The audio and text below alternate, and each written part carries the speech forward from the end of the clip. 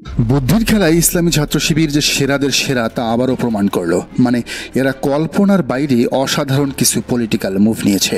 গতকাল নিজামী সাইদিদের রাজাকার আখ্যা দিয়ে ঢাকা বিশ্ববিদ্যালয়ের ছাত্রদল যখন শাহবাগীদের পক্ষ নিল, তখন তার 12 ঘন্টা যেতে না যেতেই আজ শিবির ঢাকা বিশ্ববিদ্যালয়ের টিএসসিতে এই ব্যানারটা ঝুলিয়ে দিয়েছে। তাদের টিএসসিতে চলা জুলাই প্রদর্শনীতে এখন খালেদা জিয়ার এই বক্তব্য শোভা পাচ্ছে। একেবারে তারিখ দিয়ে তারা সরাসরি তার বক্তব্য কোট করেছে, যেখানে খালেদা জিয়া বলেছেন, নিজামী, মুজাহিদ, দেলোয়ার হোসেন সাইদি, কামারুজ্জামান, কাদের মোল্লা এদের সবাইকে তারা মানে শেখ হাসিনা মিথ্যা মামলা দিয়ে গ্রেফতার করে রেখে দিয়েছে। তারা ভেবেছে তারা স্বাধীনতা বিরোধী বলে তাদেরকে গ্রেফতার করেছে। আমি বলতে চাই, আজকে তারা যেই অবস্থা করেছে গোপন চুক্তি করে, স্বাধীনতার পরেও যে গোপন চুক্তি করেছে, আসলে আওয়ামী লীগই হলো স্বাধীনতা বিরোধী, দেশ বিরোধী শক্তি হলো এই আওয়ামী লীগ। তাই আগে তাদের ব্যবস্থা গ্রহণ করতে হবে, তবেই এই দেশ নিরাপদ হবে, স্বাধীন হবে। মানে চিন্তা করেন, এমন স্মার্ট সংগঠন বাংলাদেশে আর একটাও আছে যারা একটা টু শব্দ না করে এভাবে সমালোচনার দাঁত ভাঙা জবাব দিতে পারে? এটাই real politics. Beat your opponent without shedding a single drop of blood. তোমার শত্রুকে পরাজিত করো, কিন্তু এক ফোঁটা রক্ত যেন না পড়ে। শিবির সেটাই করলো, করে দেখালো।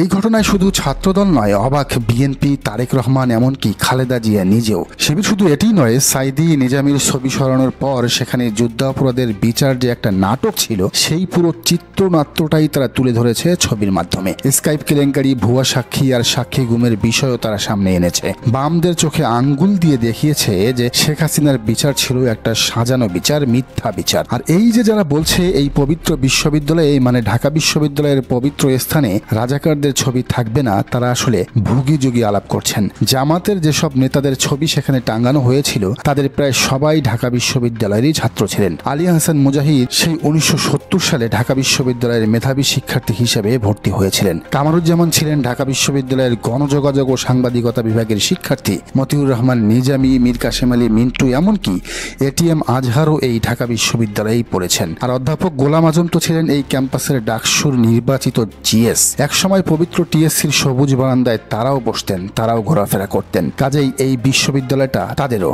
তারা এখানকার অ্যালামনাই, সাবেক ছাত্র।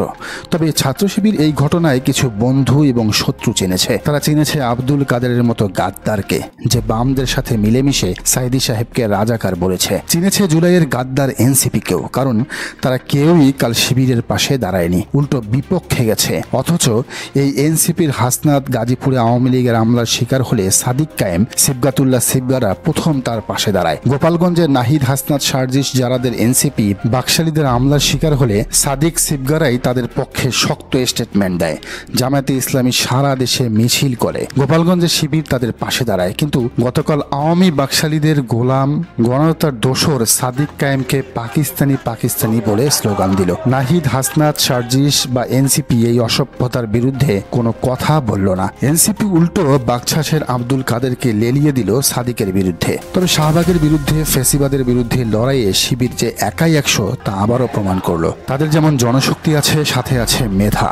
ফলে শাহবাগ সব দিক থেকেই শিবিরের কাছে পরাজিত হবেই। দর্শক, আপনারও কি তাই মনে হয়? জানান কমেন্টের ঘরে। আর এই চ্যানেলে নতুন হলে অবশ্যই সাবস্ক্রাইব করে বেল আইকনটি বাজিয়ে রাখুন।